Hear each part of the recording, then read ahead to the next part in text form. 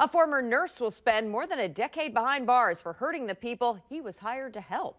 Dennis Clark was sentenced in Johnson County Court this afternoon, and KCTV5's Ashley Arnold was there. Dennis Clark didn't have much to say today when he was in court to hear his punishment for sexual assaults dating back to 2010.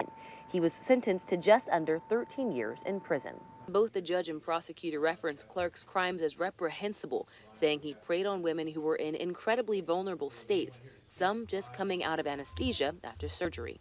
It's at times like this that perhaps I'm expected to make eloquent comments of condemnation and/or rebuke, but I'm frankly not sure that those words exist to match the crime and your conduct in this case.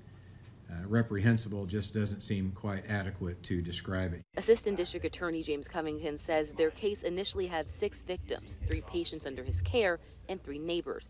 However, some of the accusations had to be dropped to bring the plea deal to fruition. He says in cases like this, bringing some closure and having justice is important. Several of them are glad and relieved that this is over and that they can move on with their lives. Anytime you have a case pending for a period of time like you do here, it's stressful. And I know that there's a whole nother series of his victims who are waiting for their day in court, and that will come in Wyandotte County. Clark's official sentence was the agreed upon 155 months. Now, the district attorney's office says they'll be continuing to work with other victims, those who had their accusations dropped in the plea deal. In Olathe, Ashley Arnold, KCTV 5 News.